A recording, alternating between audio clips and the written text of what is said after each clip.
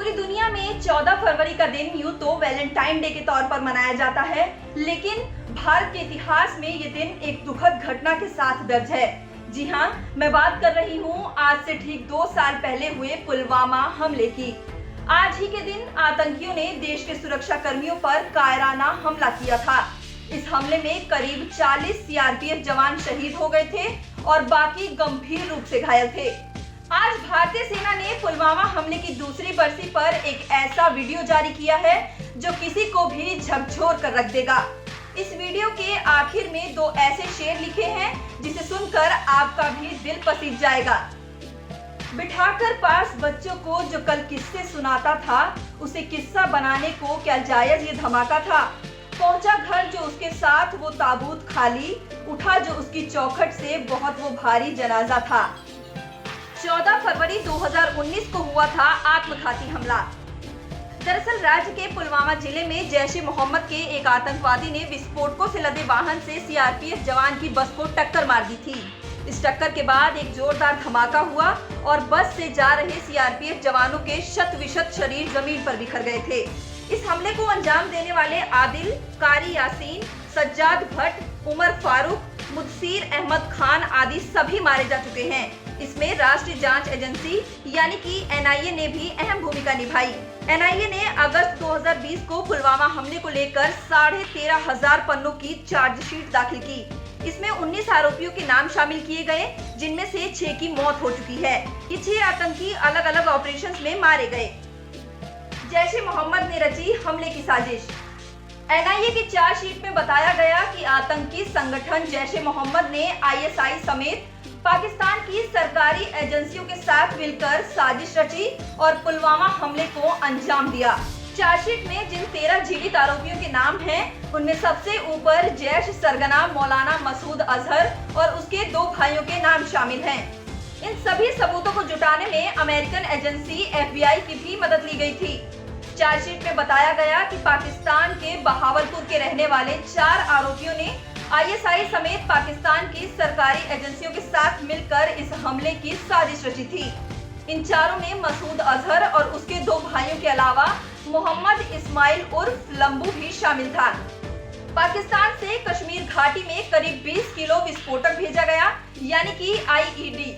इस आईईडी को घाटी में अमोनियम नाइट्रेट और नाइट्रोग्लिसरीन के साथ असेंबल करके और ज्यादा घातक बनाया गया।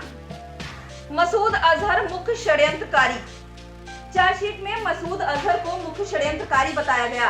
मसूद अजहर चार्जशीट में पहला आरोपी है जिसने पाकिस्तान और उसकी एजेंसी की मदद से कश्मीर के पुलवामा में इतना बड़ा आतंकी हमला किया। मसूद अजहर के 2 भाइयों रऊफ असगर और अम्मार अलवी ने कश्मीर स्थित आतंकियों का माइंड वॉश कर सुसाइड बम बनाने के लिए तैयार किया। चाचा के नाम से जाना जाने वाला अम्मार अलवी पाकिस्तान के बालाकोट में आतंकी ट्रेनिंग कैंप पर भारतीय वायुसेना के हमले के दौरान बच निकला था। हालांकि इस हमले ने जैश-ए-मोहम्मद की कमर तोड़ दी थी। ये कबूलनामा खुद मौलाना अम्मार अली ने किया था। एनआईए ने पुलवामा हमले में अम्मार अलवी का बड़ा हाथ होना माना है। ये पाकिस्तान में जैश के हेडक्वार्टर में बैठकर आतंकियों को ट्रेनिंग देता है। सीआरपीएफ के काफिले पर थी नजर। आरोपी शाकिर बशीर को आतंक के आकाओं ने ये जिम्मेदारी सौंपी थी कि आईईडी को असेंबल करके कार में कैसे फिट करना है। शाकिर लेथपुरा पुलवामा में फर्नीचर की दुकान चलाता है।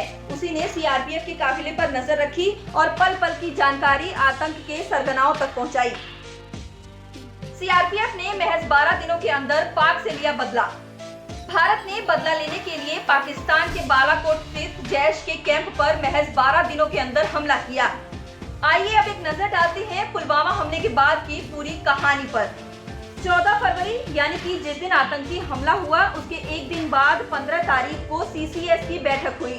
इस बैठक में प्रधानमंत्री नरेंद्र मोदी को पाकिस्तान से बदला लेने के लिए ऑप्शन दिए गए। लंबे मंथन के बाद एयर स्ट्राइक को फाइनल किया गया और प्रधानमंत्री नरेंद्र मोदी की तरफ से एनएसए अजीत डोभाल को इस प्लान की जिम्मेदारी दी गई। एयर स्ट्राइक से 2 दिन पहले ही प्लान हुआ कि मिराज 2000 के साथ AWACS को भी तैनात किया जाएगा। इन्हें ग्वालियर में तैनात किया गया। साथ ही आगरा बेस को भी अलर्ट पर रखा गया था। 25 फरवरी की शाम ऑपरेशन में हिस्सा ले रहे लोगों के फोन बंद कर दिए गए। पीएम मोदी, एनएसए अजीत डोभाल और बीएस धनोआ लगातार हर अपडेट की जानकारी ले रहे थे। 26 जनवरी की रात मिराज 2000 ने भरी उड़ान। 26 फरवरी की देर रात मिराज 2000 ने ग्वालियर से उड़ान भरी तो आगरा बरेली के एयरबेस को भी अलर्ट पर रखा गया। इस दौरान पाकिस्तानी एयर डिफेंस सिस्टम पर निगाह रखने को कहा गया। 12 मिराज विमान सुबह करीब 3 बजे पाकिस्तान सीमा में दाखिल हुए और बालाकोट में बम बरसाने शुरू कर दिए गए। इस दौरान पाकिस्तान के F-16 विमान एक्टिव हो गए, लेकिन तब तक भारत की वायुसेना अपना काम कर चुकी थी।